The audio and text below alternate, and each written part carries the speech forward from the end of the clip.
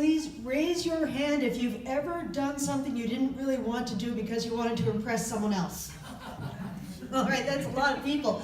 Maybe it was something scary like whitewater rafting or ziplining or skydiving.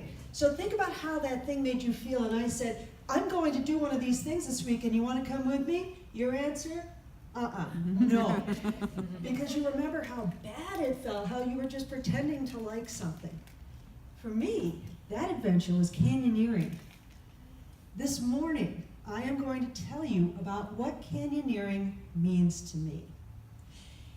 This August, my Boy Scout troop, my son's Boy Scout troop, and I were planning a big, long adventure. And we had trained for almost a year to get ready for this big hiking adventure. We'd gotten to the point where we could hike 6 or 7 miles with a 50-pound pack without a problem. We were strong, we were hiking, we were ready. So when we finally arrived at Utah, we were prepared, good Boy Scouts.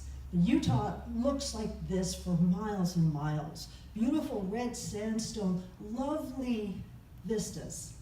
When the Scoutmaster said, we're going to be canyoneering, I figured, that's amazing, that must be hiking. I can do this. This is going to be fine. I didn't bother figuring out what it meant, which I regretted when we got to the place where we were canyoneering and we got this equipment. We got helmets, gloves, and climbing harnesses, which was a big surprise because I've never used this equipment for hiking before, but I put on my game face and said, let's do this. We started hiking into the canyon until we came to a part of the trail where there was a big rock fall, and I thought that was a problem, but it turns out that's a part of canyoneering. It's called rock scrambling, climbing up the rocks that comprise the trail. I had really practiced my hiking and my backpacking, but I had neglected my upper body. I hate push-ups, I hate lifting, I hate core work. And it really showed when I was trying to do that rock scrambling. You ever feel spaghetti arms? You can't lift yourself up? That was me. But again, pushing through, putting on my game face, I can do this for the Scouts. We get to the top of a large rock, and the guides start setting up these ropes. And that was another big shocker for me. Why do we need ropes in a hike? I realized this is going to be a rappel. I didn't like that at all. And if you don't know what rappelling is, this is rappelling. Pretty awesome, right? The tough guys, you clip in, you jump down, you save the day. That's what it should look like.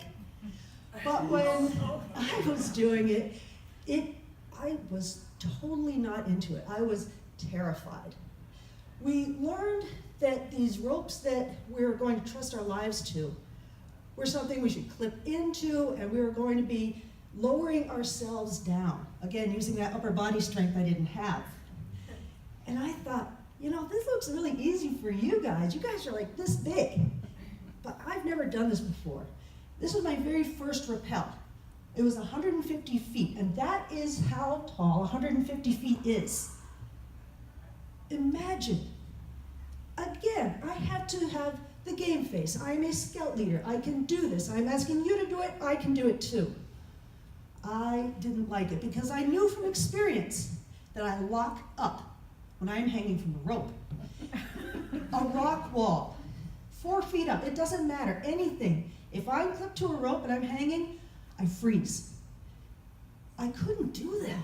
We were halfway into this canyon. There was no way I could abandon it and leave because it would have destroyed the whole trip for everyone.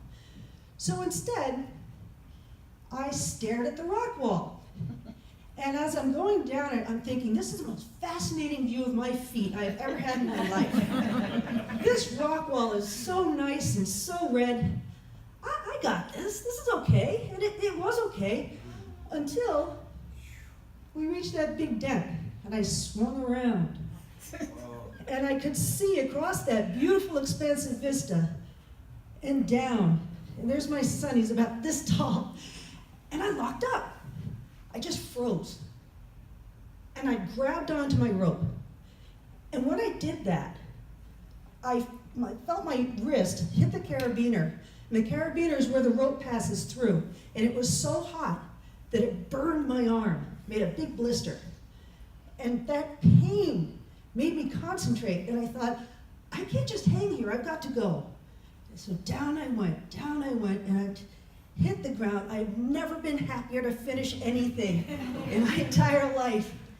And the guide said, that was great. And I go around, hey, Miss Foley, yeah, you're all right. And they said, oh, this was wonderful. We only have 2 more rappels to go. One of our rappels landed us in this basin. The basin was full of water that smelled like cow crap, because apparently the ranchers can let their cows go in this area. So that was swell. And after we extracted ourselves from that pool, we had about a mile walk through the desert to leave.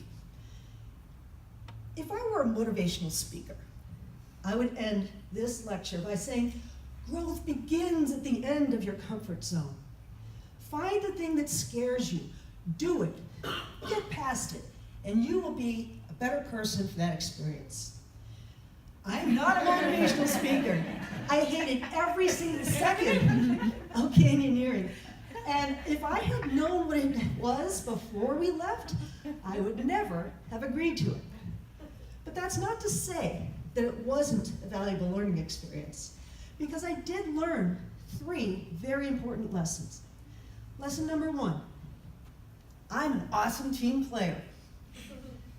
Lesson number 2, when it really comes down to it, I can push past that fear to get to the ultimate goal.